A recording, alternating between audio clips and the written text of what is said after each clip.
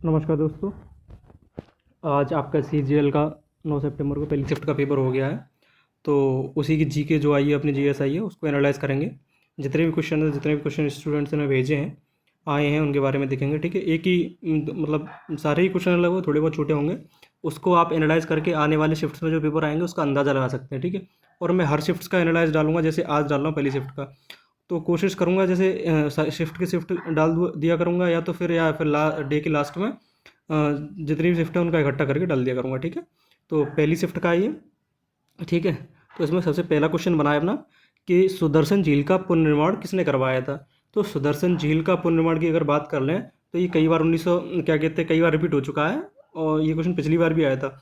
तो इस सुदर्शन झील का पुनर्निर्माण किसने करवाया था, तो इसका पुनर्निर्माण करवाया था रुद्रदमन फर्स्ट ने। किसने करवाया था? रुद्रदमन फर्स्ट ने। ठीक है, इसको याद रखना है। ठीक है, इसके बाद अगला क्वेश्चन है प्रार्थना समाज। ठीक है, देखो प्रार्थना समाज समाज से संबंधित कई क्वेश्चन आ रहे हैं।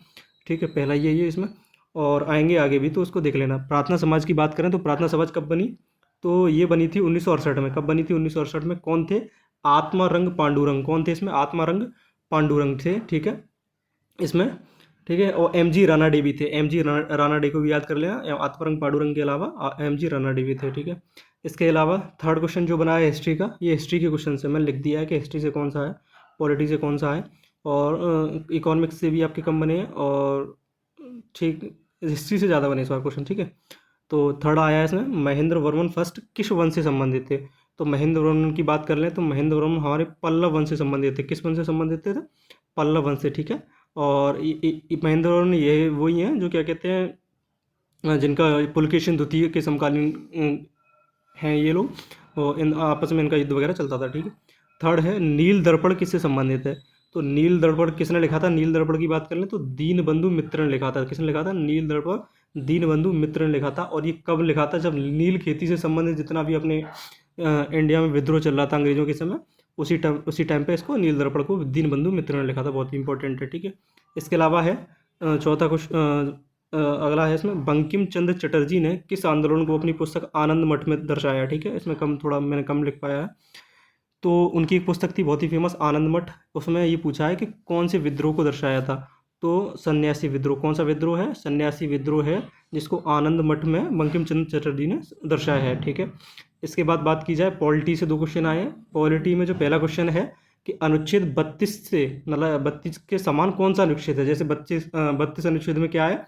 सुप्रीम कोर्ट रिट जारी करता है। क्या करता है? रिट जारी करता है। ठीक है, इसमें 5 प्रकार की रिट जारी करता है। कितने प्रकार की? 5 प्रकार की रिट जारी करता है। ठीक है, इसी तरीके से हाई कोर्ट अनुच्छेद 226 के द्वारा रिट जारी करता है। ठीक है, इसमें अंतर क्या है? अंतर की बात कर ले तो जो अनुच्छेद 32 है वो मौलिक अधिकार के अधीन आता है। ठीक है, मौलिक अधिकार के अधीन आता है, यानी कि इसको मना नहीं कर सकता सुप्रीम कोर्ट अगर कोई आर्टिकल 32 में रिट डालेगा, लेकिन हाई कोर्ट इसको मना कर सकता है। ठीक है, इसके बाद पॉलिटी में जो अगला क्वेश्चन है वो है कि राष्ट्रपति की योग्यता से संबंधित क्वेश्चन आया है। तो राष्ट्रपति की योग्यता की बात कर लें तो ये सबसे पहला आता है इसमें, लाभ के पद पर ना हो। क्या हो? लाभ के पद पर। लाभ के पद पर इन द सेंस मतलब किसी भी सरकारी निकाय से या किसी सरकारी विभाग से वो तनख्वाह ना ले रहा हो। ठीक है, और एमपी एमएलए ना हो, मतलब इसी तरीके से।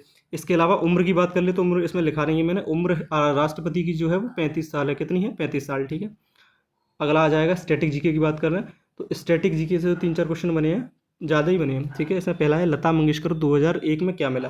तो मैंने आपको बताया था कि लता मंगेशकर को, मेरी जो स्टैटिक की सीरीज़ भी चल रही है इसमें पिनेकल की प्रीवियस ईयर क्वेश्चन बता जो करा रहा हूँ, उसमें ये पूछा गया है और 2 बार पूछा गया है, कई बार रिपीट हो रहा है ये। ठीक है, तो 2001 में क्या मिला था लता मंगेशकर को तो भारत रत्न मिला था। क्या मिला था? भारत रत्न। ठीक है, इसमें ये 2021 में ये टाइम्स मैगजीन वाला है, ये करंट का क्वेश्चन है, आगे देख लेंगे इसको। ठीक है, इसके अलावा आपसे पूछ लेता है कि पहली कोई क्या कहते हैं संगीत से संबंधित कौन थी जो क्या कहते हैं अपना, जिनको क्या कहते हैं भारत रत्न मिला है। तो किसको मिला था? 1998 में मिला था एम एस सुब्बुलक्ष्मी को। किसको मिला था? एम एस सुब्बुलक्ष्मी को, साल 1998 में, जिनको कर्नाटक संगीत का जनक कहा जाता है। कर्नाटक संगीत का जनक यानी कि एक तरह की क्वीन कहा जाता है, सॉरी माफ़ कीजिएगा। और कर्नाटक संगीत का पिता कहा जाता है पुरंदर दास को। किसको कहा जाता है? पुरंदर दास को। इसके बाद अगला क्वेश्चन है लठमार होली कहाँ होती है। तो लठमार होली अपनी बरसाना में होती है। कहाँ होती है? बरसाना में, मथुरा जिले में पड़ता है बरसाना। यहाँ पर ये यहाँ की राधा रानी थी अपनी। ठीक है, अगला क्वेश्चन है पहला गोल्फ क्लब कौन सा है। तो इसमें पहला गोल्फ क्लब है रॉयल कलकत्ता क्लब। कौन सा है? रॉयल कलकत्ता क्लब 1872 में बना था, रॉयल कलकत्ता क्लब, जो कि पहला गोल्फ क्लब है। अगला है बिहार किसान सभा कब बनी, ठीक है। तो ये थोड़ा डीप क्वेश्चन है, बिहार किसान सभा कब बनी या किसने बनाई, सॉरी इससे संबंध आया किसने बनाई, तो ये किसने बनाई थी, स्वामी सहजानंद सरस्वती ने, ठीक है। स्वामी सहजानंद सरस्वती ने बिहार किसान सभा की स्थापना की थी, ठीक है। ये बहुत अलग से क्वेश्चन थोड़ा सा आया है। अगला है पंडित विश्व मोहन भट्ट को ग्रैमी कब मिला, ठीक है। पंडित विश्व मोहन भट्ट हैं जो कि वीणा से संबंधित है, क्या बजाते हैं, वीणा बजाते हैं, और साल 1993 में इनको क्या मिला था, ग्रैमी मिला था। बात कर लें कि पहला ग्रैमी अवार्ड किसको मिला है, तो पहला ग्रैमी अवार्ड पंडित रविशंकर को मिला। किसको मिला, पंडित रविशंकर को मिला। कब मिला, 1968 में मिला, ठीक है। इसको ध्यान रखना। सर्वाधिक भारत के लिए किसको मिले हैं, तो जाकिर हुसैन को मिले हैं। कितने मिले हैं, 5 मिले हैं, ठीक है। कितने मिले हैं, 5 मिले हैं। आगे चलते हैं। सबसे ज़्यादा दाल उत्पादक राज्य कौन सा है, तो भारत में सबसे ज़्यादा जो दाल उत्पादक राज्य है वो है राजस्थान। इसके अलावा जो अलग एक आध दो चीज़ आपको याद रखनी है कि कॉटन उत्पादन करने वाला राज्य कौन सा है, तो गुजरात है। गेहूं का है तो वो उत्तर प्रदेश है अपना, ठीक है। इसके बाद अगला क्वेश्चन आता है कि बीसीसीआई का हेडक्वार्टर कहाँ है, तो बीसीसीआई के हेडक्वार्टर से संबंधित एक क्वेश्चन आया है। तो बीसीसीआई का हेडक्वार्टर अपना मुंबई में है और इसकी स्थापना वर्ष 1928 में हुई। और बात कर लें इंटरनेशनल क्रिकेट काउंसिल की, तो ये इसके अभी जैसा बनने वाले हैं, ये करंट का क्वेश्चन बन सकता है, अभी बने नहीं लेकिन बनने वाले हैं। और इसकी स्थापना कब हुई थी, 1909 में हुई थी, ठीक है। साइंस के कुछ क्वेश्चन बने हैं, ठीक है। साइंस के क्वेश्चन बने, इनमें से कौन सी रिडॉक्स रिएक्शन नहीं है, तो इसमें ऑप्शंस नहीं मिल पाए, इस वजह से इस क्वेश्चन को थोड़ा समझने में दिक्कत आ रही है, ठीक है। तो इसको देख लेंगे, अगर मुझे थोड़ा बहुत और नॉलेज मिल जाएगी तो मैं अगले वीडियो में इसको ऐड कर दूंगा। एक आया है कि जिम्नोस्पर्म से संबंधित मतलब कौन सा है, इसमें पेड़ वगैरह इस तरीके से मतलब पूछा था। तो जिम्नोस्पर्म की बात करें तो वो होता है जिम्नोस्पर्म जो इसमें खुले बीज होते हैं। कैसे बीज होते हैं, खुले बीज। और इसके अंदर पेड़ कौन से आते हैं, तो देवदार का पेड़ आता है, काय का पेड़ आता है और पाइन का पेड़ आता है। काय का आता है, पाइन का, ये 3 पेड़ आते हैं लगभग, और भी पेड़ आते हैं, ठीक है। इकोनॉमिक्स से एक और आया था, वो थोड़ा समझ में नहीं आया कि वो क्या है, तो वो उसको देख लेंगे हम। इसके अलावा अगला क्वेश्चन है जो एक आया है इसमें, प्रोजेक्ट टाइगर। देखो बार बार रिपीट होता है, ये क्वेश्चन बहुत इंपॉर्टेंट है, ठीक है। तो प्रोजेक्ट टाइगर साल 1973 में हुआ। इसी के साथ आप एक और एडिशनल जो क्या कहते हैं चीज़ याद कर सकते हैं कि हाथी संरक्षण, यानी कि प्रोजेक्ट हाथी मतलब एलिफेंट से संबंधित प्रोजेक्ट कब आया, तो ये 1992 में आया, ठीक है। 1992 में। बात करें करंट अफेयर्स के क्वेश्चन की, तो इसमें पहला क्वेश्चन बना था 2021 में टाइम्स मैगजीन किस भारतीय का नाम था, तो इसमें 3 लोगों का नाम था। किसका था, 3 लोगों का। सबसे पहले थे भारत के प्रधानमंत्री नरेंद्र मोदी, दूसरे थे ममता बनर्जी, और तीसरे थे आधार पूनावाला, जो अपने यहाँ वैक्सीन बनी है, इनमें बहुत बड़ा योगदान था आधार पूनावाला का।